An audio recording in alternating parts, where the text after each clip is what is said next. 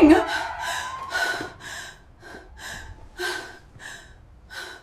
Looking back now, I can see how everything I built was constructed on lies. 17 years of marriage collapsed in one evening, and I told myself at the time that it was all her fault. That's what happens when you spend nearly 2 decades lying to someone. You get really good at lying to yourself, too. My name is James, and I spent 15 years as a federal agent specializing in financial crimes. Past tense, because after everything that went down, I eventually walked away from the bureau. But I'm getting ahead of myself. Let me tell you how it all fell apart, starting from that night when my world imploded. And maybe you can tell me if I was the hero I convinced myself I was, or something much darker. The night everything ended, I came home around 8 to find my wife Natalie with another man. His name was Vincent, and he had his muddy shoes kicked up on the coffee table I'd spent 3 weekends building from scratch, acting like he owned the place. Natalie stood in the kitchen with a glass of wine, my wine, the bottle I'd bought for our anniversary last month that we never got around to celebrating, and she looked at me with this expression I'd never seen before. Not anger, exactly, more like relief mixed with contempt. "No divorce papers needed," she told me, her voice sharp and cold. "Just leave." She barely glanced my direction as she said it. Vincent grinned at me from the couch, this smug look on his face like he'd won some kind of prize. I stood there in the entryway of the home I'd spent years fixing up, room by room, and felt this tight knot form in my chest. 17 years. And this was how it ended. Her laughing at me like I was some kind of joke. This stranger sprawled on furniture I'd built with my own hands. I could have yelled, could have demanded explanations, made a scene. But what would that change? She'd already checked out of our marriage months ago, maybe years. I could see it in her eyes. She'd been waiting to say those words. So I turned away and walked upstairs to pack. Our bedroom still smelled like her perfume, that floral scent she'd worn since we were dating. I pulled my old suitcase from the closet, the one with the broken zipper I'd been meaning to replace for 2 years. I started folding clothes methodically, shirts, then pants, then socks, taking my time, making sure every crease was perfect, every stack neat. It wasn't about stalling. It was about keeping my hands busy so I wouldn't go back downstairs and punch something. I could hear them talking, laughing. Vincent's voice was loud, cocky. "Nice house," I heard him say. "Could use some updating, though." This guy critiquing what I'd built. I gripped the shirt I was folding until my knuckles went white. Because here's what Natalie didn't know. Here's what she had no idea about as she sipped wine and laughed with her new boyfriend. I knew exactly who Vincent was. Vincent Torres. I'd been building a federal case against him for 3 years. 3 years of late nights, surveillance, digging through financial records so complex they'd make your head spin. On paper, he was a hedge fund manager. Fancy suits, slick hair, the kind of guy who bragged about his yacht at parties. But underneath all that polish, he was dirty. Laundering millions through offshore art deals and cryptocurrency schemes, moving cash for some genuinely dangerous people. And 6 months ago, Natalie had brought him home. "This is Vincent," she'd said, all smiles and excitement. "My soulmate." I'd nearly choked on my beer. Soulmate. My wife was dating my target. The man I'd been tracking across state lines, whose calls I'd been tapping, whose every move I'd been documenting. I didn't tell her, of course. Couldn't. My job, my real job, depended on secrecy. And that's where this story gets complicated, where the lies I'd been living started to matter. See, Natalie thought I was an accountant, some boring government desk job tracking budgets and tax forms for the Treasury Department. I'd let her believe that for our entire marriage. It was easier that way, safer. When she'd complain about my late nights, I'd mutter something vague about spreadsheets and quarterly reports. She'd roll her eyes, clearly convinced she'd married the most tedious man alive. And I played into it, made myself seem as dull as possible. The truth was, I was running undercover operations, financial crimes, white-collar criminals, the kind of work that required complete secrecy. I had a locked drawer in my office that Natalie wasn't allowed to touch. I'd come home with bruises sometimes, blame them on tripping downstairs or bumping into filing cabinets. She never pushed for more information, never seemed curious enough to ask hard questions, and I told myself that was her fault, that she should have cared more, should have been interested enough in my life to dig deeper. But here's what I couldn't see then, what I'm only now starting to understand. I'd deliberately made myself boring. I'd constructed this tedious persona specifically to keep her from asking questions. How could she be curious about a life I'd spent years making sound mind-numbingly dull? I zipped the suitcase shut and carried it downstairs. Natalie was leaning against the kitchen counter. Vincent sprawled on the couch, flipping through TV channels like he lived there. I stopped at the front door, my hand on the knob, and took one last look around. The pictures on the wall, us at the beach, us at her cousin's wedding, stared back at me like ghosts. 17 years of memories, and she was throwing it all away for this guy. I could have told her right then, could have explained who Vincent really was, what he'd done, what was coming. But operational security, I told myself, can't compromise the case. So I opened the door and walked out into the cool night air without saying another word. I drove to a safe house the Bureau maintained in the woods outside the city. Nothing fancy, just a small cabin with a sagging porch and minimal furniture. The kind of place where agents like me could disappear when things got messy. I checked my phone as I drove, thumb hovering over a contact saved simply as command. I typed out a quick message. Subject confirmed, proceeding as planned. The reply came almost instantly. All teams ready. Phase 1 begins 0900. I read it twice, letting the words sink in. Tomorrow morning, everything would change. Tomorrow, Natalie would see a side of me she'd never imagined existed. And I felt this surge of something I told myself was righteous satisfaction. She thought she'd humiliated me, kicking me out for her shiny new boyfriend. She had no idea what she'd really thrown away. The safe house was cold inside, bare except for a couch, a table, and a lamp with a flickering bulb. I dropped my suitcase by the door and sat down, leaning my head back against the worn cushions. It was just past midnight, 9 hours until the raid. I pulled out a small notebook I'd kept for years, beat-up leather cover scratched and worn. Inside were codes, dates, names, nothing too specific, just enough to jog my memory.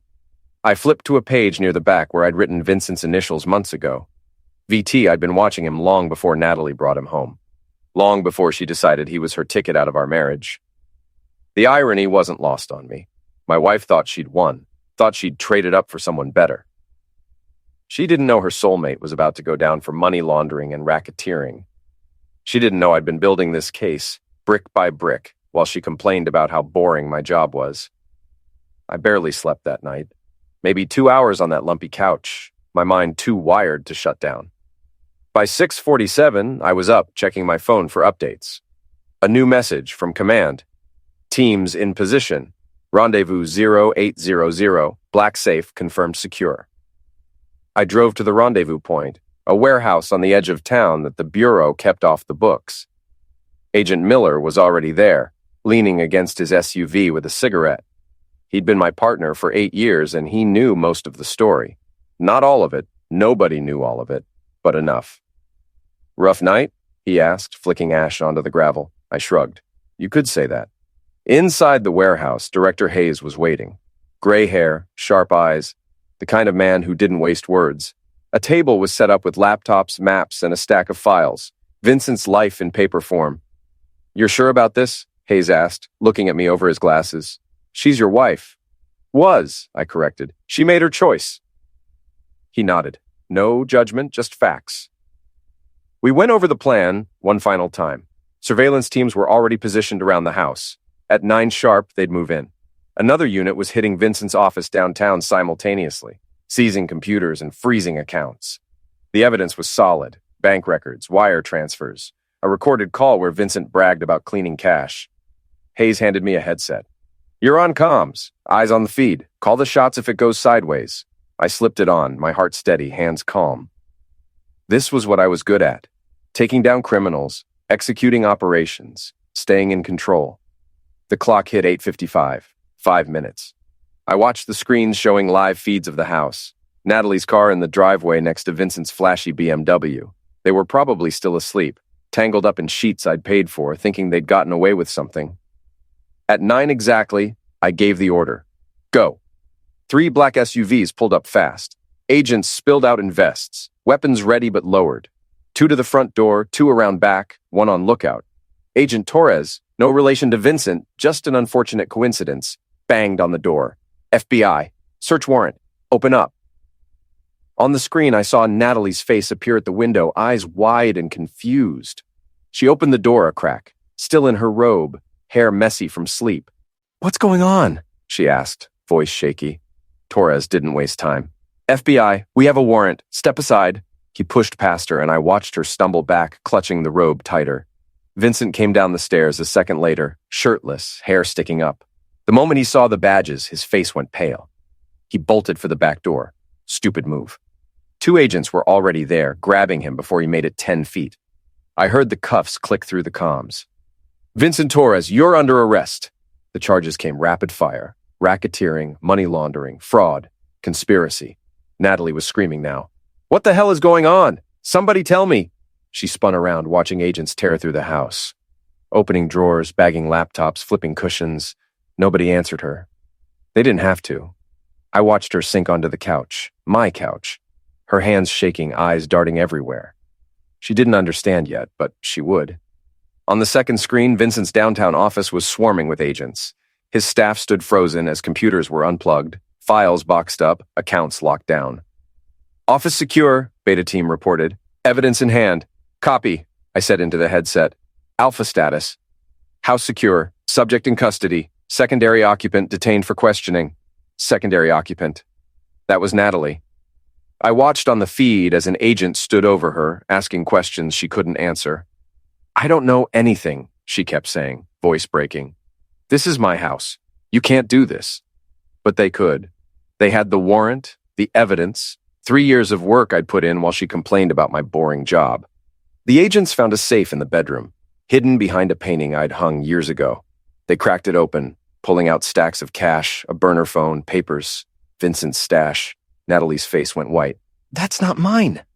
I don't know where that came from. Maybe she didn't, but it didn't matter. She'd let him in, taken his gifts, played along. That made her part of it, intentional or not.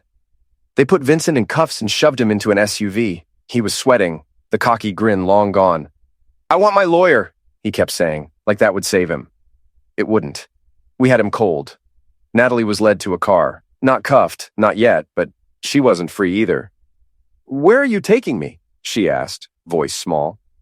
Station. We've got questions. The feeds cut off as the operation wrapped up. Clean, professional, everything by the book. Miller offered me a piece of gum, and I took it, chewing slowly. You okay? He asked. Yeah, I said. And I was. This wasn't about revenge, I told myself. It was about justice, about finishing what I'd started. But my phone started buzzing before we even got back to the warehouse. Natalie. A missed call, then another, then a text. What did you do? I stared at it, thumb hovering over the reply button. Miller glanced over. She's freaking out, huh? Let her sweat, I muttered, shoving the phone back in my pocket. But it buzzed again. Another call. I ignored it. At the warehouse, the team was already unpacking boxes of evidence. Director Hayes waved me over. Clean up. Valen's done. We've got enough to lock him up for decades. What about her? I asked, keeping my tone flat. Hayes shrugged. She's in holding. Claims she didn't know anything. We'll see. My phone buzzed again. Another text. Answer me? I pulled it out this time, staring at her words. She was desperate now, probably sitting in some cold interrogation room, wondering how her perfect plan had exploded. I opened my camera roll and found a photo from months ago. Me in full tactical gear during a training drill, headset on, standing next to Miller. In the background, you could just make out a surveillance monitor with Natalie's face visible on the screen. A still from one of Vincent's calls we'd tapped. I sent it to her. No words, just the image. Let her figure it out. The phone rang almost instantly, her name flashing. I let it ring twice before answering. Yeah, she was breathing hard like she'd been running. What the hell is that picture? What did you do? I leaned against a table, watching an agent bag up Vincent's fake invoices. You said no papers were needed. You were right. She started to say something, her voice rising, but I hung up before she could finish. Miller walked over, chewing his gum loud. She get the memo? She's getting there, I said. He laughed. Man, you're cold. I like it. I didn't respond. Cold wasn't the right word. I wasn't trying to hurt her. That's what I told myself. I was just showing her the truth. After 17 years of being invisible, of playing the boring husband while she rolled her eyes at my tedious life, I wasn't about to explain myself now. Vincent started singing almost immediately in interrogation. Guys like him always do when the cuffs go on. He tried to cut a deal by throwing Natalie under the bus. It's her, he told Agent Torres through the one-way glass. She knew about the accounts. She helped set them up. The jewelry, the car, she pushed for it all. Said we needed to look legitimate. I felt my fists clench. He was lying and not even well. Natalie didn't know anything about money laundering. She could barely balance her own checkbook. But Vincent kept spinning his story. She's got a safe deposit box downtown. Check it. You'll find proof. The villa in Greece. She picked it. Said it'd be our getaway. She's in on all of it. Torres scribbled notes, then looked up. We'll check. Anything else? I turned away from the glass, jaw tight. Miller raised an eyebrow. He's desperate. Throwing her under the bus to save his A. Yeah, I muttered. Won't work. I knew Natalie wasn't innocent. She'd taken the gifts, flaunted them, let Vincent worm his way into our life. But she wasn't a mastermind. She was just greedy, blind, too caught up in her soulmate fantasy to ask where the money came from. The Bureau would figure that out fast. They already had the paper trail, $140,000 in assets tied to her name, all from Vincent's dirty cash. Jewelry she wore to parties, a car in our garage, that villa she'd bragged about to her sister. It was enough to drag her in, even if she didn't understand the full game. My lawyer called an hour later. She's asking to see you. Called my office from the station. Says it's urgent. I rubbed my temple, feeling the headache build. She's in holding? Yeah, not charged yet, but they're digging. She's scared. Wants to talk. I was quiet for a moment. Then, set it up. I'll go. He was surprised. You don't have to. She's not your problem anymore. But something in me, maybe the 17 years we'd had, maybe curiosity about what she'd say, made me agree. The meeting was set for 2 that afternoon in a bureau conference room. I spent the time sorting through evidence, double-checking everything. By the time I left for the station, my head was clear. They led me to a beige room with a table and 2 chairs. I sat and waited. The door opened and Natalie walked in. No cuffs, but she looked destroyed. Hair tangled, eyes red and swollen, still wearing the jeans and sweatshirt they'd given her to replace the robe. She stopped when she saw me, her mouth opening, then closing. Sit, I said, nodding at the chair. She did, slowly, like she wasn't sure. They're saying I'm involved. I didn't know, I swear, James, I didn't know. I didn't answer, just watched her. She fidgeted, then leaned forward. You did this, didn't you? The raid, the arrest. It's you. I nodded once. Yes. Her eyes widened, tears welling up. Why didn't you tell me? Who you really are? What you do? I leaned back, keeping my voice even. You never asked? You never cared? And that was it. The truth, plain and simple. At least, that's what I believed then. She stared at me, tears spilling down her face. I cared. I just didn't know it was this. FBI raids, undercover work.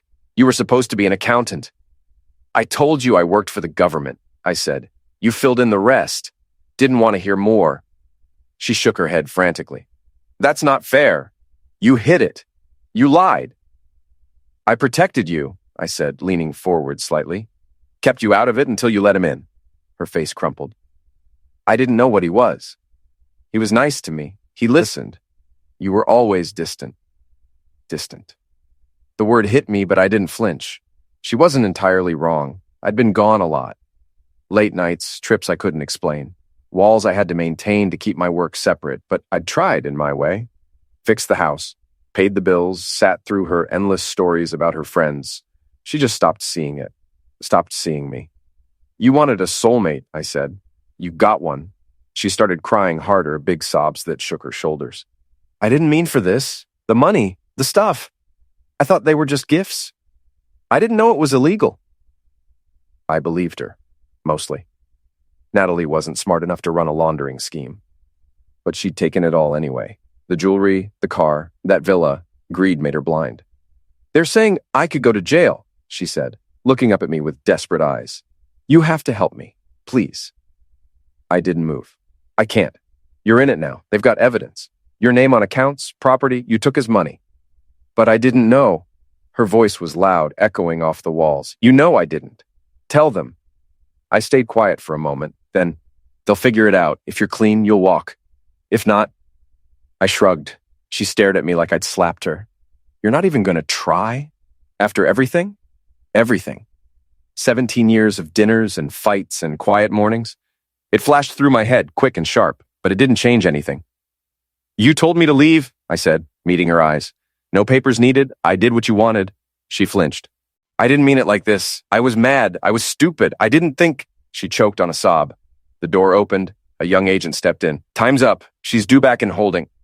Natalie looked at him, then at me, panic flaring. "Wait, please don't let them take me. I'm sorry. I'm so sorry." She reached across the table, her fingers brushing mine, cold and shaky. I pulled my hand back, slow but firm. "I can't fix this," I told her. "You made your choices." The agent motioned for her to stand. She did, wobbly, her face streaked with tears and mascara. As he led her to the door, she turned back one last time. "I didn't know you," she said, voice breaking. "I should have. I didn't." The door shut. I sat there staring at the empty chair, her words echoing. She didn't know me, she was right. But I'd known her, every laugh, every sigh, every time she looked past me like I wasn't there. 17 years, and she'd never seen me clearly until now, when it was too late. Vincent got 22 years. The judge threw the book at him. Racketeering, fraud, conspiracy. My case was airtight. 3 years of work, all those late nights Natalie had complained about, had paid off. Natalie got 3 years probation. The prosecutors could see she wasn't the mastermind, just the fool who'd taken the bait. No jail time, but a criminal record. The house was seized and auctioned off. The villa, too. Everything gone. And me? I got promoted, head of complex financial crimes, bigger desk, bigger cases, bigger team. The guys threw me a party in the break room. "To the man who took down Torres," they cheered. The media ran with it for weeks. "Wife of undercover FBI agent caught in takedown." My name was everywhere. I gave no interviews, stayed out of the spotlight. But inside, I felt vindicated. Justice served. Mission accomplished. That was 4 years ago. I left the bureau last year, told them it was burnout, which was partially true. But the real reason was harder to articulate. The new cases started feeling hollow. Each takedown felt less like justice and more like I was just good at destroying lives, even when they deserved it. I'm in private security now. Normal hours, no undercover work, no lies. I started seeing someone, a lawyer named Rebecca. Smart, asks questions about my day. And here's the thing I never expected. Telling her the truth about myself feels terrifying. After so many years of hiding, being genuinely known feels more dangerous than any operation I ever ran. Last month, I ran into Natalie at a coffee shop. Pure chance. She was with someone new, laughing at something on her phone. She looked lighter than I remembered. When she saw me, her smile faded. We did that awkward nod. She didn't come over. Neither did I. That night, I couldn't stop thinking about it, about the look on her face. Not angry anymore, not hurt, just distant, like I was someone from a past life she'd moved beyond. And I realized something. I'd spent 17 years with her and never let her actually know me. Then I'd destroyed her life because she didn't know me. That's some twisted logic that only works when you're not paying attention. Was she a good wife? Probably not by the end. Did she check out emotionally, stop seeing me, take me for granted? Yes. Did she make a terrible choice with Vincent taking his money without asking questions? Absolutely. She's not blameless. But I lied to her every single day for 17 years. Built an entire fake persona, then resented her for believing it. I had a locked drawer she wasn't allowed to touch, nights I couldn't explain, bruises I made up stories about, and I told her it was boring paperwork. Then I blamed her for not being curious enough to call me a liar to my face. When Vincent entered our lives, I had a choice. I could have told her who he really was. "This guy you're seeing? He's my target. I'm not an accountant. I'm an FBI agent, and you're dating a criminal." It would have complicated the case, maybe, but it would have been honest. It would have given her a chance to make an informed decision. Instead, I let her keep seeing him. Watched her fall for him. Gathered evidence. And when everything was perfect, when the case was airtight, I pulled the trigger. I told myself it was about justice, about taking down a criminal. But if I'm completely honest, it was also about revenge, about showing her who I really was in the most devastating way possible.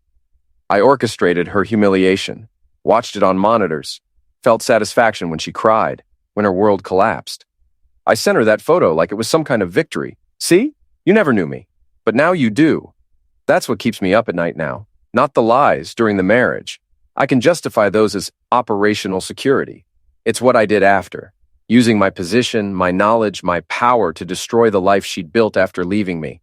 Telling myself it was justice when a significant part of it was revenge. Rebecca asked me once why I left the bureau.